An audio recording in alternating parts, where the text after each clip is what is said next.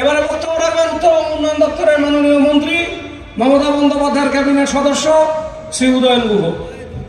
আমরা উপস্থিত রয়েছি ঘুঘুমারির কদমতলা মাঠে। এখানে বিশাল জনসভায়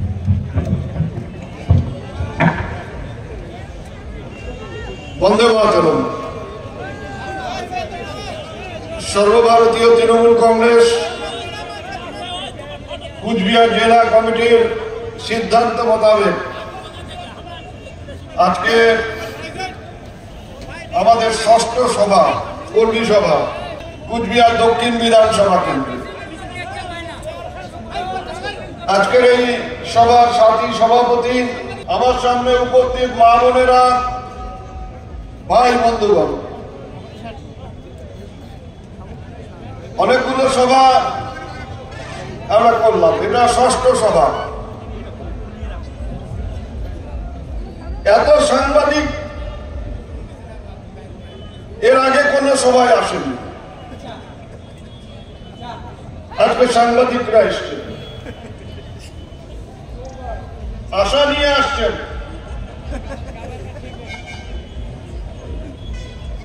কচ্ছপ নিয়ে যাচ্ছিল দুটো হাঁস,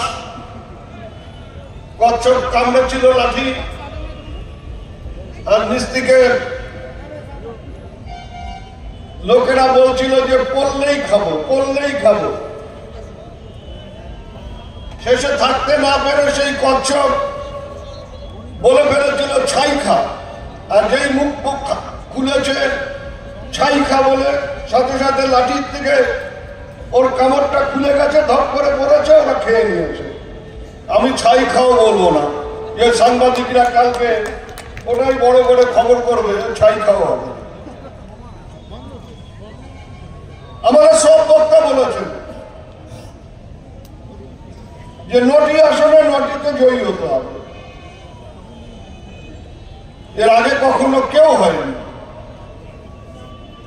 এখানে যারা সিপিএম এর সমর্থক সাংবাদিক বন্ধু আছেন তারা বলবেন কেন হয়নি, বাম আমলে হয়েছে।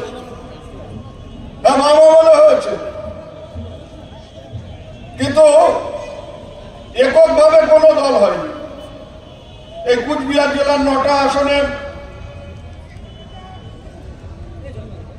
ফরওয়ার্ড ব্লক 5টা আসনে জয়ী হয়েছে, সিপিএম 4টে আসনে জয়ী হয়েছে, কিন্তু এককভাবে 9টা আসনে জয়ী কেউ হতে পারেনি।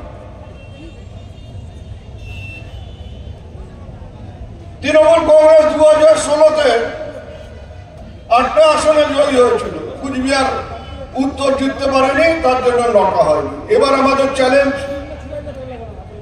9টাতে জিততে হবে। ভালো ফলাফল করলে কতটা সম্মান বৃদ্ধি হয় আমি আমাদের কর্মীদের বলবো। 2019-এ আমরা লোকসভা আসন হেরেছি। কলকাতার নেতারা আমাদের গুরুত্ব দিতেন না, তারা আমাদের পাত্তা দিতেন না। 2021-এ বিধানসভা নির্বাচনে আমরা 2টো আসনে, 9টার মধ্যে 2টো আসনে জয়ী হয়েছি। মুখ্যমন্ত্রী আমাদের দেখিয়ে দিয়েছিলেন,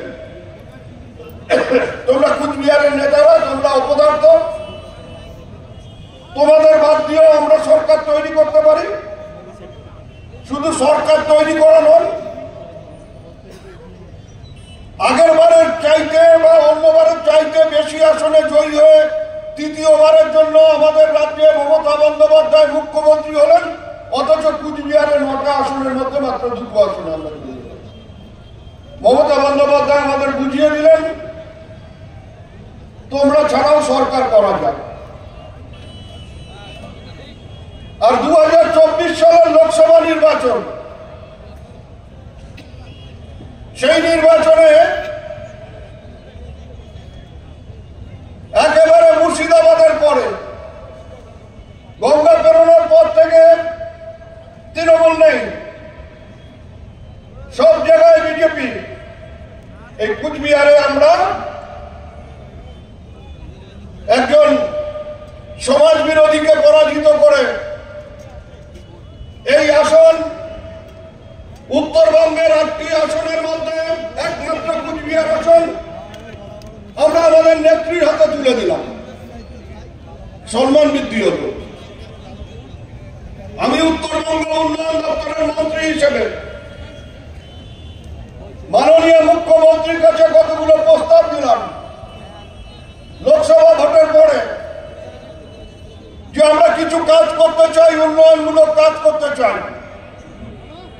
তার মধ্যে কুচবিহারে 100 কোটি টাকার কাজ, আলিপুরদুয়ার, জলপাইগুড়ি, বাকি জেলাগুলো। মুখ্যমন্ত্রী সেই কাগজ হাতে নিয়ে আমার দপ্তরের সেক্রেটারি এবং চিফ সেক্রেটারিকে বললেন যে আগে কুচবিহারের কাজ হবে, তারপরে পরবর্তী সময় বাকি জেলাগুলোর কাজ হবে। কুচবিহারের সম্মান বৃদ্ধি হয়েছে, তাই 100 কোটি টাকার কাজ একবারে তিনি আমাদের করতে দিলেন। এটাকে ধরে রাখতে হবে। এটাকে ধরে রাখতে গেলেন এই যে এবার আমাদের শপথ, 19টা আসনে 9টা আসনেই আমাদের জয়ী হতে হবে। তার জন্য অনেক লড়াই করতে হবে, সংগ্রাম করতে হবে। আর এই লড়াই ঘরে বাইরে সব জায়গায় আছে। মুশকিলটা অন্য জায়গায়। শিয়াল কাঁকড়া ধরে কি করে জানেন তো? কাঁকড়ার গর্তে লেজ ঢুকিয়ে দেয়। কাঁকড়া যখন সেই লেজটা কামড়ায়, তখন লেজটাকে টান দিয়ে তলে বড়শিতে মাছ ধরার মতন ধরে তারপর সেই কাঁকড়াটাকে খায়। একবার এক শিয়াল গর্তের মধ্যে লেজ ঢুকিয়ে কাঁকড়া ধরতে নিয়েছে, আর কাঁকড়া এমন ভাবে লেজ কামড়ে দিয়েছে যে লেজটাই কেটে পড়ে গেছে। এবার শিয়াল দেখলো যে সম্মান চলে যায়, আমার লেজ কাটা গেল, এবার আমি তো সমাজে কি করে মুখ দেখাবো। তাই সে চেষ্টা করতে শুরু করলো যাতে বাকি শিয়ালদেরও লেজ কাটা যায়। তাহলে বাকি শিয়ালদের লেজ কাটা হলে সব শিয়ালের লেজ কাটা, সমাজে সবাই সমান। তাই 19-এ যাদের লেজ কাটা গেল, 21-এ যাদের লেজ কাটা গেল, তারা মনে করলেন 24-এও লেজ কাটা যাবে, আমরা সমাজে সবাই সমান হয়ে যাব। যখন দেখলেন 24-এ লেজ কাটা গেল না, জেলা সভাপতির লেজ টনটনা হলো, তখন কেউ কেউ ভাবছেন 26-এ লেজটা কেটে দিতে হবে। 26-এ লেজ কাটার জন্য যারা তৈরি হচ্ছেন, তাদের সব রকম চক্রান্তকে ব্যর্থ করে, ঘরে বাইরে লড়াই করে আগামী দিনে 9 আসনে আমাদের জয়ী হতে হবে। সেটা হবে কি হবে না আপনারা বলেন? সবাই মিলে শপথ নিতে হবে যে লড়াই আমাদের ওই সাম্প্রদায়িক শক্তির বিরুদ্ধে লড়াই। আমাদের কোন জাত শত্রুর বিরুদ্ধে লড়াই নয়। যারা মানুষে মানুষে বিভেদ সৃষ্টি করতে চায়, যারা ধর্মের নামে মানুষে মানুষে ভেদাভেদ সৃষ্টি করতে চায়, যারা ঠিক করে দিতে চায় মানুষ কি খাবে, আমিষ খাবে না নিরামিষ খাবে, আমিষ খেলে মাছ খাবে না মাংস খাবে, আর মাংস খেলে কিসের মাংস খাবে, সেটা যদি দেশের প্রধানমন্ত্রী ঠিক করে দিতে চায়, সেটা যদি দেশের স্বরাষ্ট্রমন্ত্রী ঠিক করে দিতে চায়, তাহলে আমরা যারা স্বাধীন দেশের নাগরিক, যারা গণতান্ত্রিক দেশের নাগরিক, আমাদের স্বাধীনতা ক্ষুণ্ণ হয়ে যায়। আমি মাংস খাই, নিজের পকেটের পয়সায় মাংস খাই, নিজের রুচি অনুযায়ী মাংস খাই, নিজের ধর্ম যে অনুমোদন দেয় সেই অনুমোদন অনুযায়ী মাংস খাই। আমি কারো বাবার টাকায় মাংস খাই না যে কে ঠিক করে দেবে আমি কিসের মাংস খাবো আর কিসের মাংস খাবো। যারা এগুলো করে মানুষে বিভাজন সৃষ্টি করবার জন্য।